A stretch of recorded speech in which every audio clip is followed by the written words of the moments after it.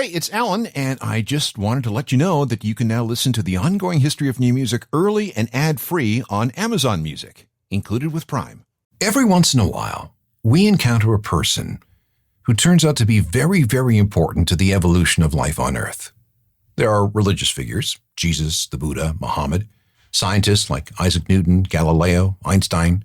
We have inventors, Kyle Lund, the inventor of paper, Johann Gutenberg, who gave us the printing press, Tim Berners-Lee, who came up with the concept of the internet.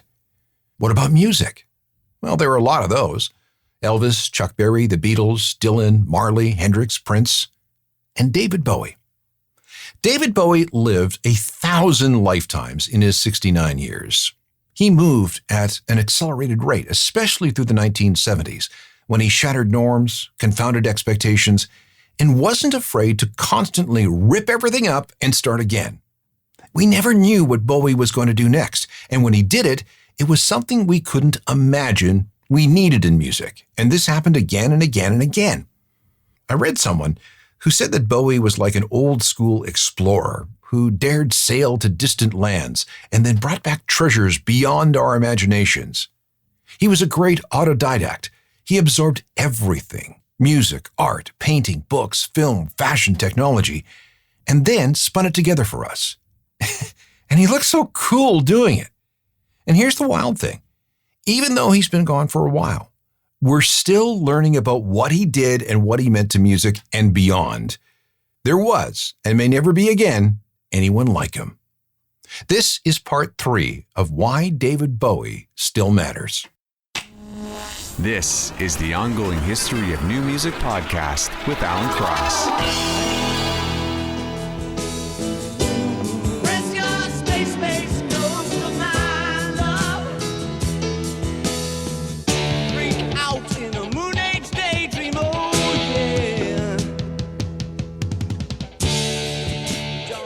David Bowie, from his groundbreaking Ziggy Stardust and the Spiders from Mars album from 1972.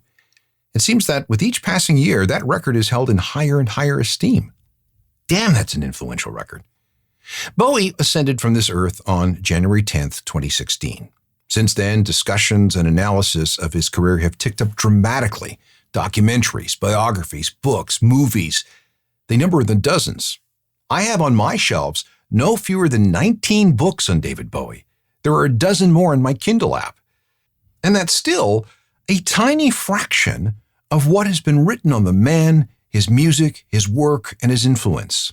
The only other artist with that kind of volume of, volumes is the Beatles. Clearly, David Bowie mattered while he was alive, and he still matters today. Welcome again, I'm Alan Cross, and this is the third and final chapter in a series called Why David Bowie Still Matters. The first 2/3 covered Bowie's rise, his golden years of the 1970s, his mainstream superstar period of the 1980s, and his experiments of the early 1990s. This time, we'll cover the important things Bowie did over the last 20 years of his life, and why those things still matter. Bowie started his professional music career in 1963 and never stopped looking for what was next. In February 1997, he released Earthling, his 21st studio album, about a month after a 50th birthday celebration at Madison Square Garden, which was a big pay-per-view event. As always, he was attuned to what was going on around him. He'd become interested in various new genres of dance music, including industrial, techno, jungle, and drum and bass. We touched on this record last time with his collaboration with Trent Reznor on the single I'm Afraid of Americans. There are two views of this record. The first is that it's old hat, recycled stuff. Drum and bass was already a thing when Bowie incorporated it on this album. So was techno and industrial and jungle. Or you can look at it as Bowie giving his official recognition to these genres, which is never a bad thing, and consider it a pretty fine representation of Bowie's work in the final part of his career. Again, as it was many times in the past, time is key. Time allows for reevaluation. And honestly, Earthling is a good record. Intergalactic, seeming to be you. It's all in the tablets, easy with time. Little wonder then, little wonder. You little wonder you. Mars happy. By the time we get to 1996 and 1997, something else from the future piqued Bowie's interest. It was this new thing called the internet. If you were around back then, the online world was still very, very new. We were using terms like electronic mail and the information superhighway. It was a world of windsock, dial-up modems, excruciatingly slow downloads, bulletin boards, AOL, CompuServe, and all kinds of ancient stuff. It was still pretty much the domain of nerds, not ready for mainstream by any stretch of the imagination. But Bowie got it right away. He realized that the internet was going to change everything about everything, including music. This is Bowie in a BBC interview in 1999. Listen carefully to what he says. But what is it specifically about the internet? I mean, anybody can say anything. And it all adds up to what? I mean, it seems to me there's nothing cohesive about it in the way that there was something cohesive about the youth revolution in music. Oh, but absolutely. And because I think that we, at the time, up until at least the mid-70s, really felt that we were still living under in the guise of a single and absolute created society where there were known truths and known lies, and there was no kind of duplicity or pluralism about the things that we believed in. That started to break down rapidly in the 70s, and the idea of a duality in the way that we live. There are always 2, 3, 4, 5 sides to every question. That this singularity disappeared. And that, I believe, has produced such a medium as the internet, which absolutely establishes and shows us that we are living in total fragmentation. I don't think we've even seen the tip of the iceberg. I think the potential of what the internet is going to do to society, both good and bad, is unimaginable. I think we're actually on the cusp of something exhilarating and terrifying. It's just a tool, though, isn't it? No, it's not. No, it's an alien life form. What do you think? I mean, when you think then about the Is future there life of it, on Mars? Yes, it's just landed here. But it's simply a different delivery system there. You're arguing about something more profound. Oh, yeah, I'm talking about the actual context, and the state of content is going to be so different to anything that we can really envisage at the moment, where the interplay between the user and the provider will be so in simpatico. It's going to crush our ideas of what mediums are all about. Again, that's Bowie in 1999. He knew what he was talking about because he'd been going online since the late 1980s. That's when he first started using email, and that's before the public internet opened up. In 1996, he made a song available for download with the support of his label Virgin Records, who also saw where things were going. Bowie, they thought, was the perfect testbed for this. He wasn't the first to offer a song through a download, as some people will point out. Aerosmith released a song called Head First in June 1994, making them the first major label artist to offer a song this way. But that was just an experiment. When Bowie did it, he saw it as the first step towards the future. The song is Telling Lies. It was revealed during an online chat. Still a mind-blowing thing back then because you could interact with an artist as big as Bowie in real time on your computer from your house. And this was in September 1996. It was all text, of course, but in the context of the day, it was total magic. Bowie even engaged in some deep fake fun back then. If you logged on to the chat, you were confronted with 3 people pretending to be Bowie. At the end of it, fans were asked to vote on which of the 3 Bowies was the real one. And one account has it that the real Bowie finished 3rd. On September 11th, 3 versions of the song were available. At around 7 megabytes, it must have taken forever to download. If you had a fast dial-up, you could expect to have this song on your computer in about 50 minutes. One song, 50 minutes. However, more than 300,000 people did it. No one expected that kind of uptake. Was Bowie right? Spoiler, yes. Telling lies, I'm visionary. I'm visionary. Telling lies, something's gonna happen this year. Telling 10 days after Telling Lies was released online, the entire Earthling album was made available that way. And this was the first time any major artist offered a full album for download. The hook was that fans could get the album 4 months early this way. The success of the Telling Lies and Earthling downloads got Bowie thinking. For the next couple of years, he and a team of a couple of guys worked to create BowieNet. And it wasn't just a web page. It was an honest-to-God internet provider. Users got an @davidbowie.com email address, along with all kinds of access to all kinds of material that only existed online. Songs, music videos, chat rooms, images of his paintings, writings from his journals, and so on. Access wasn't free. You could subscribe to BowieNet for $20 a month, which meant you used it to access the internet. That was your internet provider through Bowie. If you already had an internet provider, you could pay $6 a month and gain access to davidbowie.com. Bowie was known to lurk anonymously, so fans probably interacted with him without knowing. In 1999, BowieNet held a song contest. 80,000 people submitted lyrics, hoping that they would get an official co-write on a Bowie song. And the winner was Alex Grant, a 20-year-old American.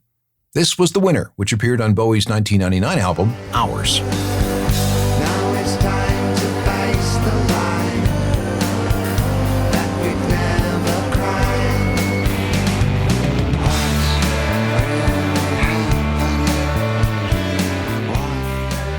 BowieNet was incredibly ahead of its time.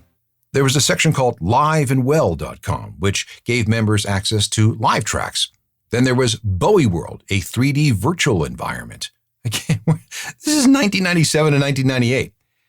In this 3D environment, you assumed the identity of an avatar and you walked through a city that was decorated with images of Bowie. You could communicate with other Bowie fans in the environment and just basically immerse yourself in all things Bowie. I can't emphasize this enough. 1999.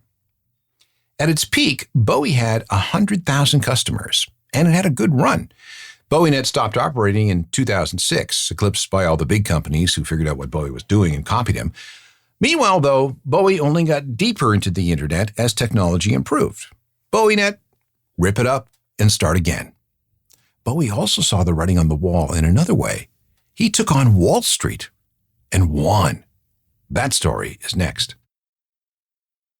This is the third and final chapter in a series called Why David Bowie Still Matters. We're going through all the ways he changed things, how he set the tone, and how he foresaw the future.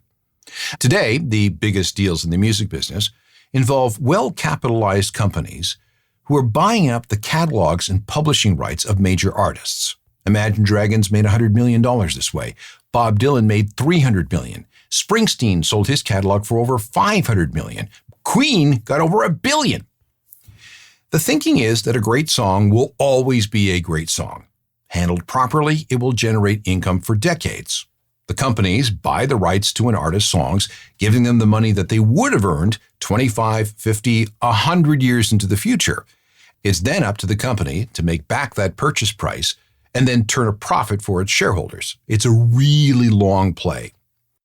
But Bowie saw this coming in 1997, and the financial world now calls what he did Bowie Bonds. And let me explain.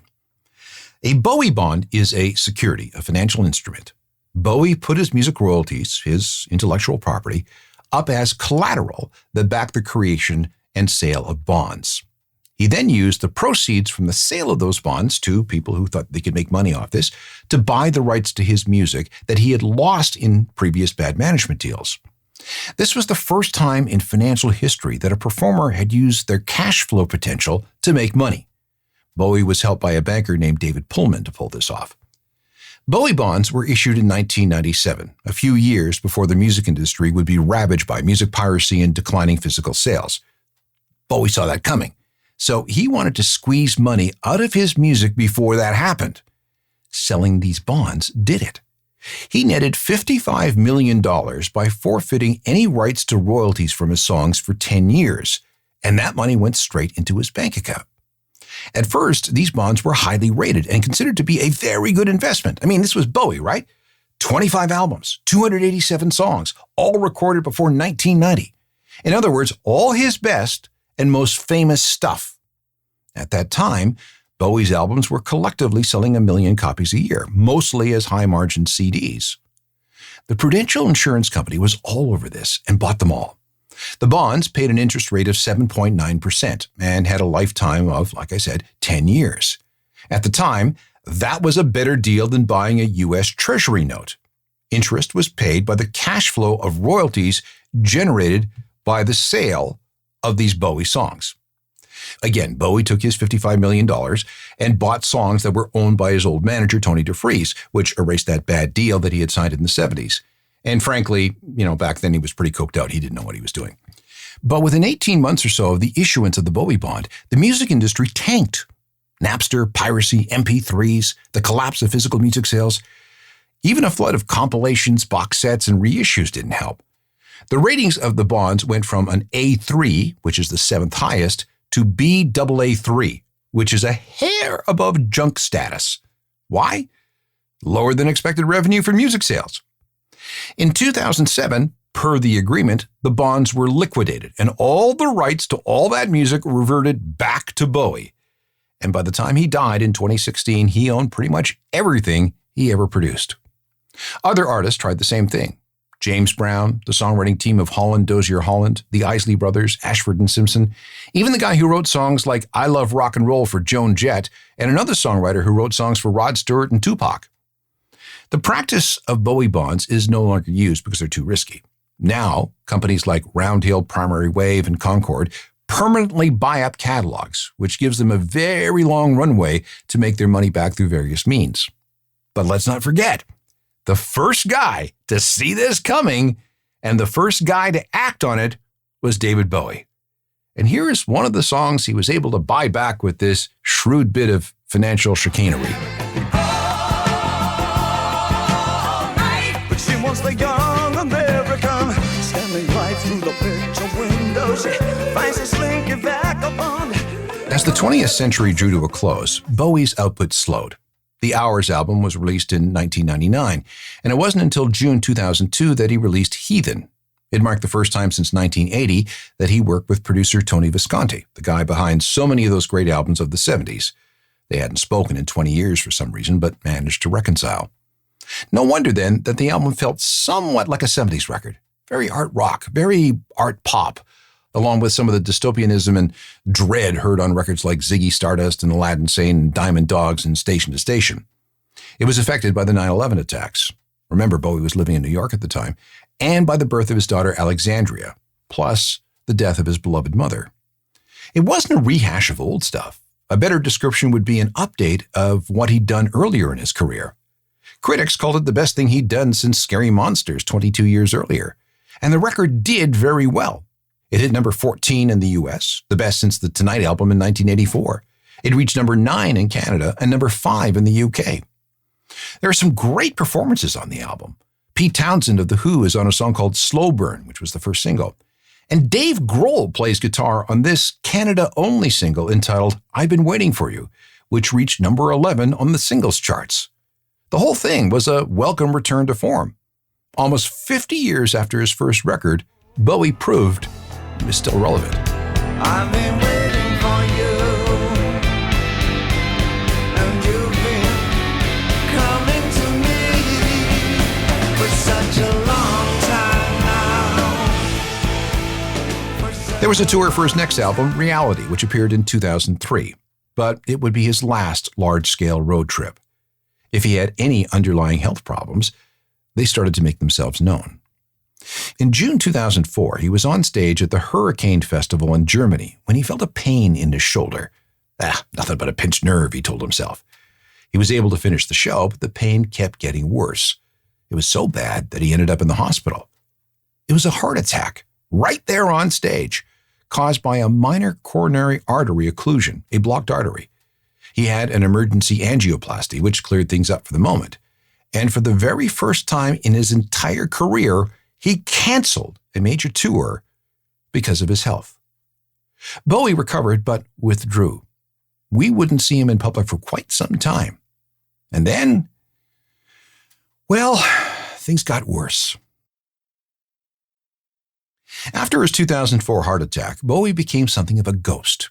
He continued to live in New York City, and plenty of people knew where he lived. It was a penthouse at 285 Lafayette Street in the Soho, Nolita area. As you might expect, it was a lovely place, filled with fine, expensive art, tastefully decorated, and with an interior crafted by architects and designers from Europe. Direct elevator access, 11-foot ceilings, a big library, 4 bedrooms, 4 bathrooms, 3 terraces. The whole thing ran over 5,100 square feet. The primary bedroom alone was 1,000 square feet. The great room was 56 by 22 feet. And this would be Bowie's home until he died. When he went out, people tended to leave him alone. One trick was to wear sunglasses and a hat and carry a Greek-language newspaper in full view under his arm. If anyone thought they saw Bowie, the paper immediately threw them off. Why would David Bowie be reading a Greek newspaper? Must be someone who just looked like Bowie. But go out he did, sometimes alone, sometimes with his wife Mom and his daughter. He loved hanging out in Washington Park Square, which was nearby. Bowie did perform a handful of times, but the very last time was on May 19th, 2007, when his friend Ricky Gervais played a show at Madison Square Garden. If you remember the series Extras, Ricky's character is humiliated by a real-life Bowie improvising a song based on him called Little Fat Man. And for this Madison Square Garden's appearance, he just walked out on stage unannounced and started singing before introducing Ricky Gervais. They all just wish he'd die. So depressed at being useless, Fatty blows his face off. He blows his bloated face off, but the title'll probably miss. See his partner's face.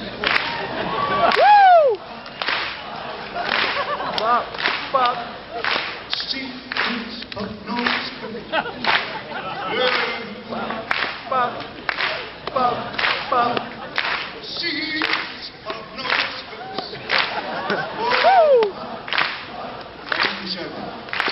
face. See his partner's face. From England. Ricky Gervais. Again, May 19th, 2007. And that would be the last time David Bowie ever appeared singing on stage. He was still making music, though. However, it was on his schedule and on his terms. He switched from being a musician who recorded albums and toured behind them to someone who just worked in a studio. No one knew what he was up to, if anything. Had he retired? What was his health like? Would we ever hear from Bowie again? As it turned out, Bowie was preparing for a comeback, and he did it all in secret. How did Bowie, one of the most famous musicians the world had ever seen, manage that? He was working with Tony Visconti again. Tony can keep a secret. So could Bowie's trusted coterie of musicians, all of whom signed non-disclosure agreements. His family kept stum. So could all the people working at the studio where Bowie went almost every day. When he was around, there was just a skeleton staff. No hangers-on, no unnecessary people in the building at the Magic Shop, name of the studio, which was literally steps from his apartment. Bowie had no employees. His office had a head count of just one, the fiercely loyal Coco Schwab, who had been working for him as a personal assistant since the mid-1970s. He had no manager outside of Bill Zeisblatt, his business person. They'd worked with each other for decades. There was no record company pressure. He was signed to Sony, but they knew better than to push him. Bowie understood the internet. All he'd have to do is drop one hint online and the entire world would know he was back. No need to bother with any massive record label marketing campaign that would have required dozens of people to be in on the secret. And then there was plain misdirection. Bowie hadn't released an album since 2003, and frankly, nothing was expected of him. But between 2011 and 2012, he recorded 29 brand new songs. I remember the day when the news came out. It was January 8th, 2013, the day Bowie turned 66. A song called Where Are They Now casually appeared online, and the whole world screamed at once, "What? Bowie is back?" Yes, he was. And he was in fine form. Where are we now? Where are we now?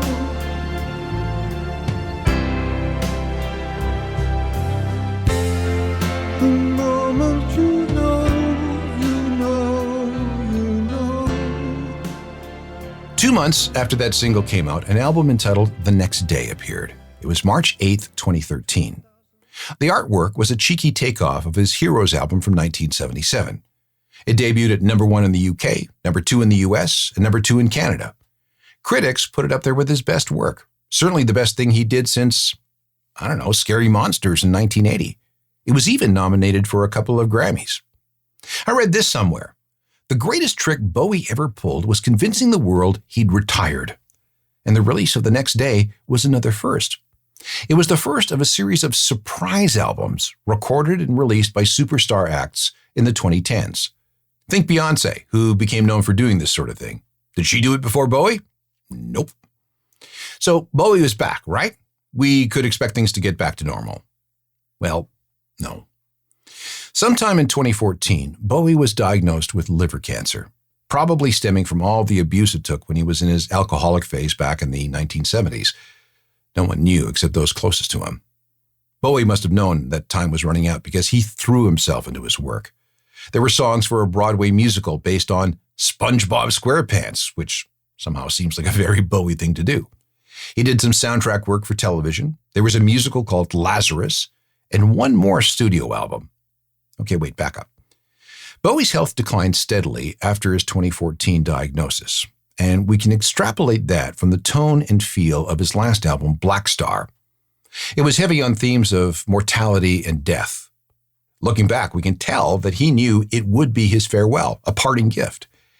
And it was like he tried to jam everything he loved about music into one record. It has elements of art rock, jazz, and a variety of experimental approaches.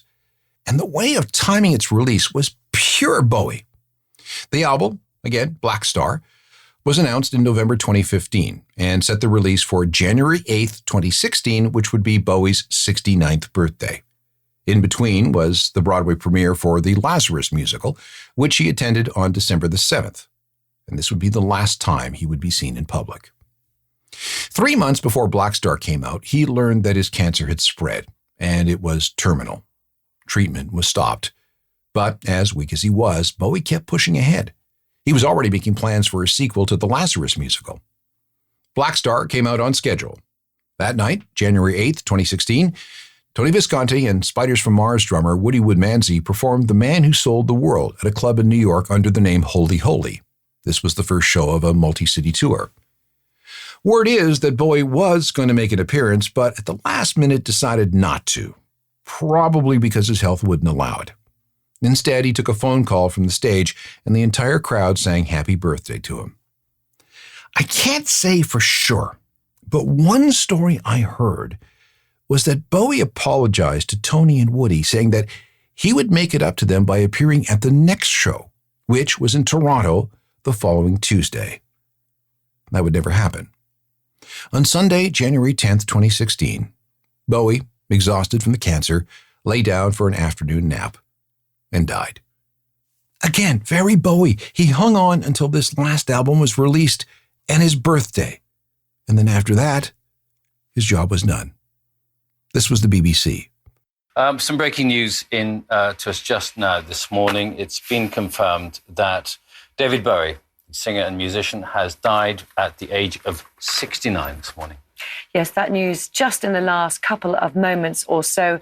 A report saying that he had been suffering from cancer. A career, of course, so many of you will know David Bowie, spanning several decades. Had a profound influence, didn't he, on music and fashion, and also, as well, a really successful acting career as well. But that sad news this morning, just reported, it's been confirmed that the British pop star David Bowie has died at the age of 69. Yes, it's been confirmed by his publicist this morning and online by his son Duncan Jones. And this was from ITV in Britain. Well, it's just after 7 o'clock, and our main news this morning are the reports that David Bowie has died peacefully in his sleep at his home in New York. He was 69 years old and died apparently after an 18-month battle with cancer, according to a statement on his official Facebook page in the last few moments. We saw coverage like that around the world. Within an hour of his death, he was the subject of 20,000 tweets a minute. And to no one's surprise, Blackstar sold like crazy. And get this, Blackstar became his only album to ever reach #1 on the Billboard 200. Look up here, I'm in heaven. I've got scars that can't be seen. Fans spent much time going through the Blackstar record to see what Bowie left behind, and there were plenty of Easter eggs. The cover features a big black star on a white background. Below it, a star is cut into 5 pieces, and if you look carefully, you'll see that those pieces spell out Bowie. If you expose the vinyl itself to a beam of light, it gives off a reflection that looks like a star. Some people see a bird, which also kind of works in light of the circumstances. If you expose the cover to sunlight, the star fades and it becomes filled with a starry sky. You put it under black light and it shines like a star at night. Some fans noted that the CD smells like black licorice when you first open it. One of the fonts used on the back of the sleeve is known as, and I'm not making this up, as Terminal. Draw whatever conclusions you want from that. Oh, and the font belongs to a design suite named Lazarus. Open up the gatefold liner, and Bowie's image on the right is reflected in an eerie way onto the star field on the left. Speaking of which, if you connect the biggest stars in that star field, you'll end up with a stick figure. So, Starman? Sure, why not? There are other things lurking, just waiting to be found. So like Bowie. Don't explain, just allow the wonder of discovery. When Bowie died, there were tributes around the world. The building on Lafayette Street where he lived became a shrine. There's a mural of him in Brixton where he was born, and that became another shrine. Other tributes popped up in Berlin, Los Angeles, and other cities. There was no funeral, as per Bowie's instructions. According to the death certificate, he was cremated and his ashes were taken to Bali, where some Buddhist rituals were performed. It's not known exactly where his ashes were spread, but a couple of guesses are Alma Pura on the eastern coast of the island and the Sideman Fields, which are a little further inland. Bowie had been to both places and loved them. He was a very, very big fan of Balinese design. His estate at the time of his death was worth about $100 million. Most went to his wife and 2 kids. $2 million went to his faithful employee, Coco Schwab. Another $1 million was gifted to his friend Marion Skeen, who was his son Duncan's nanny. We have spent 3 episodes talking about all the things Bowie did, and we could do another 3 about his painting, his love of art collecting, his movie career, his philanthropy, his views on spirituality and religion, his politics, fashion, and his writing. One of the saddest things is that Bowie never got around to writing his autobiography. He promised he'd do it one day, but he just ran out of time. Who knows? Maybe there's something lurking somewhere. David Bowie was and remains one of the most influential musicians ever. You can even argue that because of his ability to constantly reinvent himself, he may have influenced more musical genres than anyone, even the Beatles. His DNA can be found in glam, punk, art rock, folk, hard rock, grunge, industrial music, electronic music of all flavors, indie rock, and even hip-hop. And I love this. When he died, the German Federal Foreign Office thanked Bowie for his role in the eventual fall of the Berlin Wall. Bowie also brought a level of sophistication to rock that we hadn't seen before and really haven't seen since. This is still being studied with documentaries and biopics and music exhibits. He's still finding new fans among younger generations, and they are being influenced by not just his work, but his life. He's in the Rock and Roll Hall of Fame. He's in the Songwriters Hall of Fame. He's in the Science Fiction and Fantasy Hall of Fame. The BBC once named him the best-dressed Briton in history. There's a species of spider after him. Of course there is. The asteroid belt has a chunk of rock called 342843 David Bowie. He's been on British postal stamps. There's a statue of him in the British town of Aylesbury, the place where he first introduced Ziggy Stardust. And there's a street in Paris named after him. I think I could go on, but I probably have made my point. I want to end this program with a thought in the age of artificial intelligence. Machines and computer programs cannot pump out legends like Bowie. And if AI continues to get smarter, will we ever have another Bowie from anywhere? I don't know.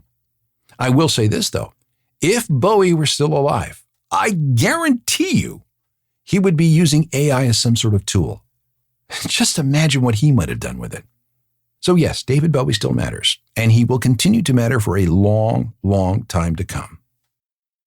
If you missed the first 2 chapters of this look at Bowie, you can get them as podcasts wherever downloads are available. Just pick one.